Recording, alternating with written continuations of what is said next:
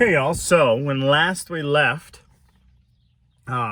they were eating, they meaning Homily, Pod, and Arietti, were eating some meat that Spiller had brought them. And they were all remembering how much they had missed having this extra bit of protein or a different type of protein in their food.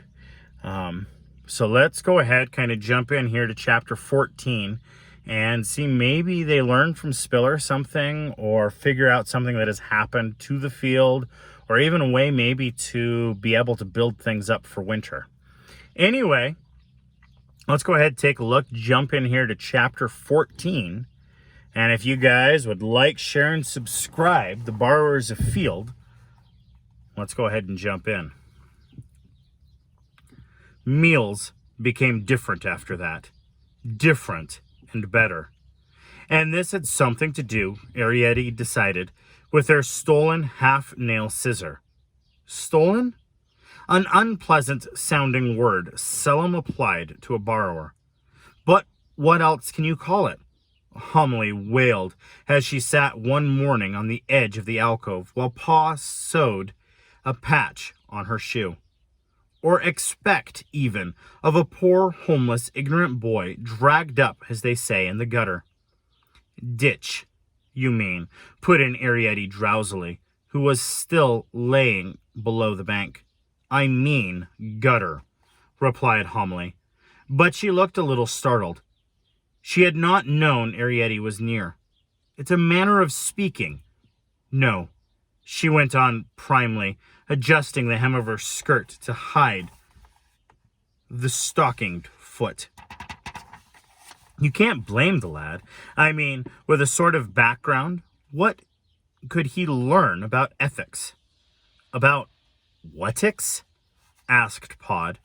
Homily, poor ignorant soul, occasionally hit on a word which surprised him. And what surprised him still more sometimes, she hit on its meanings. Ethics, repeated Homily coolly and with perfect confidence. You know what ethics are, don't you? No, I don't, Pod admitted simply, sewing away in his patch. Sounds to me like something you pick up in the long grass. Them's ticks, said Homily. Or, Pod went on, smoothing the neat join with a licked thumb. The thing that horses get from drinking too quick. It's funny, mused Arietti, but you can't have just one. One what? Asked Homily sharply. One ethic, said Arietti. That's where you're wrong, snapped Homily. As a matter of fact, there is only one, and Spiller's never learned it. One day, she went on, I'm going to have a nice, quiet, friendly talk with that poor lad. About what? Asked Arietti. Homily ignored the question. She had composed her face to a certain kind of expression that was not going to change it. Spiller, I'll say. You never had a mother. How do you know he never had a mother? She asked Pod. He must have had, he added reasonably after a moment's reflection. Yes, put in Arietti. He did have a mother. That's how he knows his name. How? Asked Homily, suddenly curious. Because his mother told him, of course. Spiller's his surname. His first name's dreadful. There was a pause. What is that? Asked Homily then in an odd voice. Dreadful. Never mind, snapped Homily. Tell us. We're not children. That's his name, Dreadful Spiller. He remembers his mother saying it one day at table. A dreadful spiller. That's what you are, she said, aren't you? It's about all he does remember about his mother. All right, said Homily after a moment, composing her features back to gentle tolerance. Then I'll say to him, Dreadful, I'll say, dear boy, my poor orphan lad. How do you know he's orphaned? Interrupted Pod. Have you ever asked him if he's orphan? You can't ask Spiller things. put in Arietti quickly. Sometimes he tells you, but you can't ask him. Remember when you tried to find out how he did the cooking? He didn't come back for 2 days. That's right, agreed Pod glumly. Couple of days without meat. We don't want that again in a hurry. Look here, Homily, he went on, turning suddenly toward her. Better leave Spiller alone. It's for his own good, protested Homily angrily.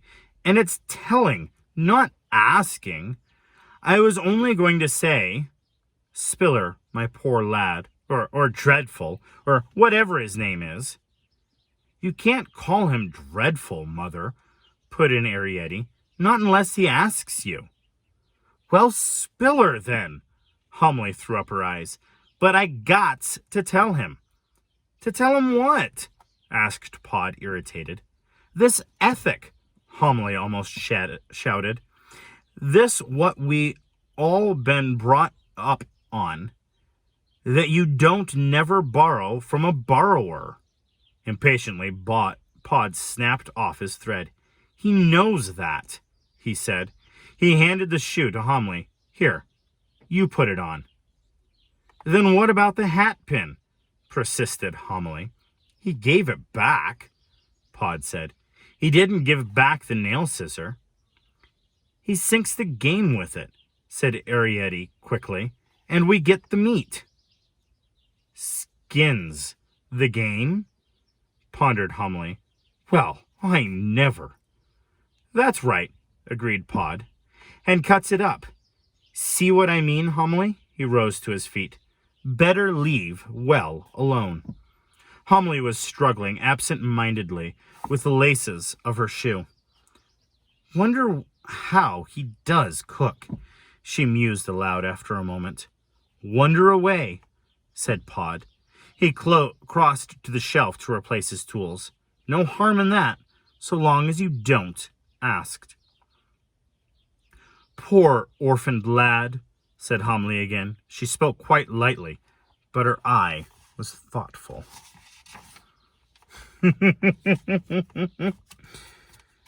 So, apparently, Spiller's kind of conscientious about his past or about some of the things that he has done or seen or whatever. And so, when asked about stuff like that, he just clampers up and doesn't say anything. So I wonder what did happen to him.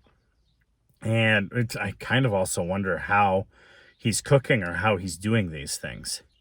Anyway, I wanted to thank you guys so very much. And you have a wonderful, wonderful, and blessed day.